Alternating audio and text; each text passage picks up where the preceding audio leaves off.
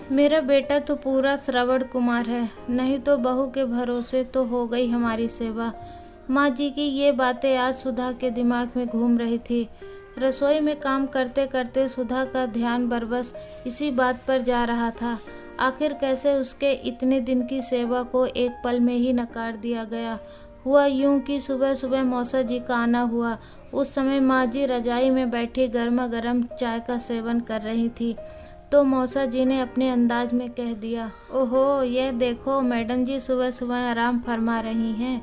आजकल तो रजाई में बैठे गर्मा गर्म चाय मिल रही है। हाँ जिया जी, अपना अपना भाग्य है। हाँ बहू सेवा तो बहुत करती है तुम्हारी। जिया जी मेरा बेटा ही श्रवण कुमार है, वरना बहुओं के भरोसे कभी सेवा हुई है क्या। वाह बरखुरदार, तुम तो पूरे श्रवण कुमार बन चुके हो। अब मौसा जी माँ की सेवा नहीं करूँगा तो और क्या करूँगा। इतना तो फर्ज बनता ही है ना बेटे का।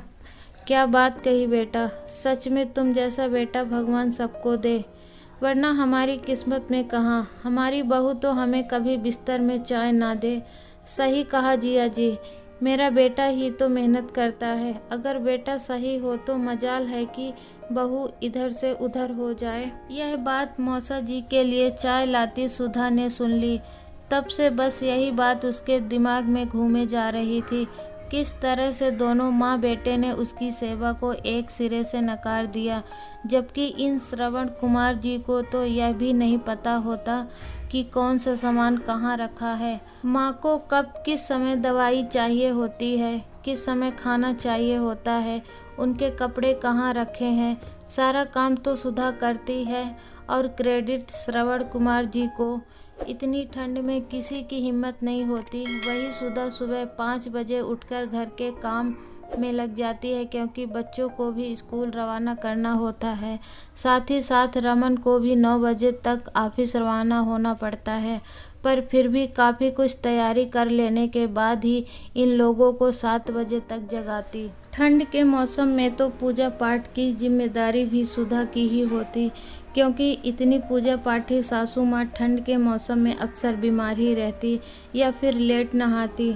सबको गर्मा गर्म खिलाने के चक्कर में खुद ठंडा खाना खाती। घर का सारा काम भी खुद अपने हाथों से करती, क्योंकि इतनी भी बेहतर स्थिति नहीं है कि नौकर रख सके। और उसके बावजूद उसकी सारी मेहनत को ही नकार दिया गया। शाम तक होते होते सुधा से बर्दाश्त से बाहर होता जा रहा था। उसने अब इस बारे में बात करने की ही सोची।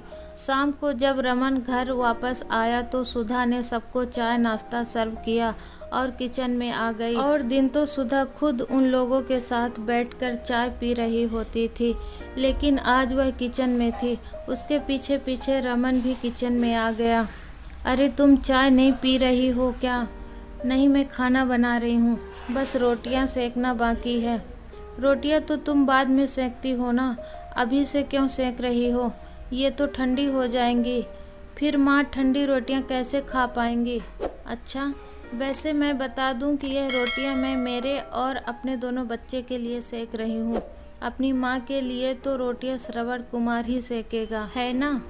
ओह तो ये बात है। मैडम को बुरा लगा है कि उनके पति की तारीफ हुई। नहीं, मुझे इस बात का बुरा नहीं लगा कि तुम्हारी तारीफ हुई है। मुझे इस बात का बुरा लगा है कि मेरी सेवा को एक सिरे से नकार दिया गया है। तो इसमें गलत क्या है। मैं मेहनत करता हूँ, तुम्हें हर चीज़ मुहैया कराता हूँ, तो ही तो तुम करती हो। कैसी बात कर रहे हैं आप। सिर्फ कमाने और पैसे देने से सेवा होती है तो आपके मौसा जी को सबसे ज़्यादा खुश होना चाहिए था। आखिर उनके बेटे बहू तो काफ़ी अच्छा कमा रहे हैं।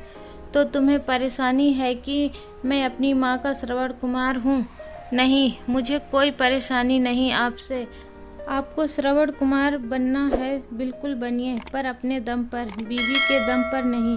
बीवी के दम पर श्रवण कुमार बने बैठे हो और इस चीज़ का गुरूर तक पाल रखा है। इतने में बाहर से माँ जी ने आवाज़ लगाई, सुधा जरा मेरी दवाई तो आकर देना। जाइए, माँ जी बुला रही हैं, जाकर उन्हें दवाइयाँ दीजिए। सुधा ने रमन की तरफ देखकर कहा, हाँ दे सकता हूँ मैं। बोलते हुए रमन पैर पटकते हुए बाहर निकल गया। थोड़ी देर बाद माँ जी की आवाज़ आई, अरे तू ये पूरी दवाइयों का डिब्बा क्यों उठा कर ले आया? अरे आपको दवाई देनी है ना? तो सुधा क्या कर रही है? आज मैं आपको दवाई दूंगा।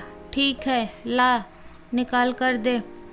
पर तुझे पता है, हमेशा माँ जी को हॉस्पिटल ले जाने का काम सुधा का, दवाइयाँ लाने का काम सुधा का। तो भला रमन को कैसे समझ में आता कि कौन सी दवाई देनी है। काफ़ी देर तक जब दवाई नहीं निकाल पाया तो माँ ने कहा, अरे तू क्यों खुद ही लड़े जा रहा है, सुधा को बुला लेना। पर रमन चुप रहा। जब दोबारा माँ ने कहा तो झल्लाते हुए रमन ने कहा, सुधा माँ को दवाई दो। पर माँ जी, मुझे तो लगा था आपका श्रवण कुमार आपकी सेवा कर लेगा, सुधा ने ताना मारा। माँ और रमन दोनों एक दूसरे को देखने लगे।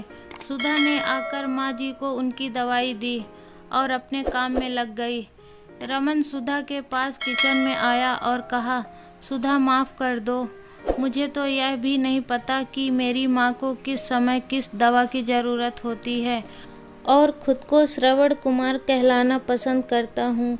पर फिर भी तुमने माँ से कोई शिकायत नहीं की। कोई और होती तो अब तक लड़ झगड़ चुकी होती। कोई बात नहीं, बस इतना चाहती हूँ कि मैं जो काम करती हूँ उसका भी सम्मान हो और कुछ नहीं। भले ही बेटे श्रवण कुमार बने पर बहुओं को भी सम्मान दो। दोस्तों, आपसे रिक्वेस्ट है कि अभी तक आपने हमारे चैनल को सब्सक्राइब नहीं किया है तो प्लीज़ सब्सक्राइब कर दीजिए, बेल आइकन प्रेस कर दीजिए ताकि हर नोटिफिकेशन आपको मिले सबसे पहले। वीडियो लाइक कर दीजिए। अब मिलेंगे नई कहानी के साथ, तब तक के लिए जय।